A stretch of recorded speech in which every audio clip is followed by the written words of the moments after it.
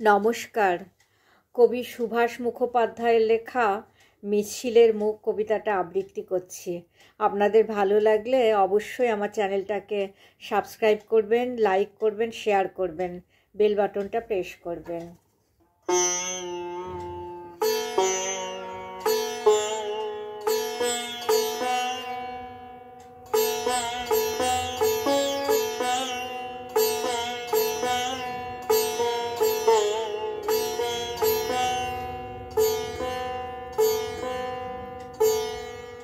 মিছিলের মুখ।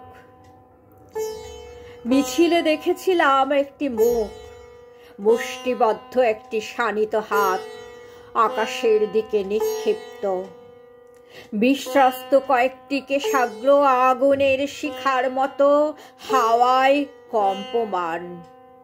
ময়দানে মিশে গেলেও ঝঞ্ঝাক্ষুব্ধ জনসমুদ্রের ফেনিল চূড়ায় ফসফরাসের মতো জল জল করতে থাকলো মিছিলের সেই মুখ। সভা ভেঙে গেল, ছত্রাকারে ছড়িয়ে পড়ল ভিড়, আর মাটির দিকে নামানো হাতের অরণ্যে পায়ে পায়ে হারিয়ে গেল মিছিলের সেই মুখ।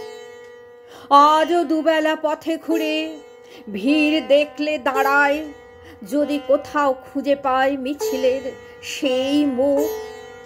কারো বাঁশির মতো নাক ভালো লাগে, কারো হরিণের মতো চাহনি নেশা ধরায়, কিন্তু হাত তাদের নামানো মাটির দিকে।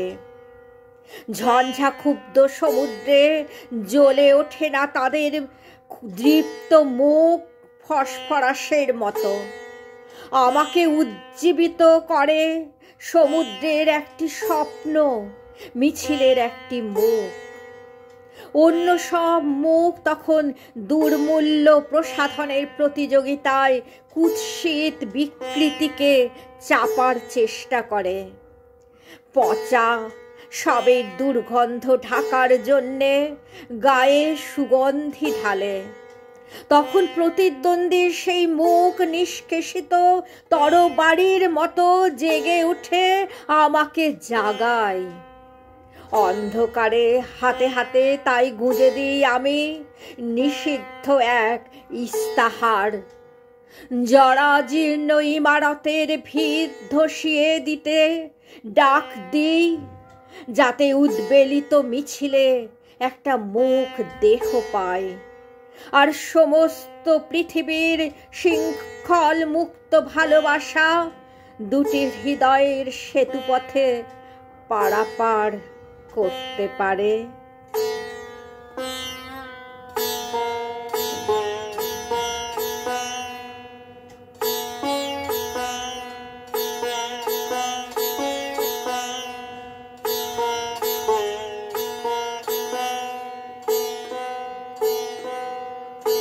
নমস্কার।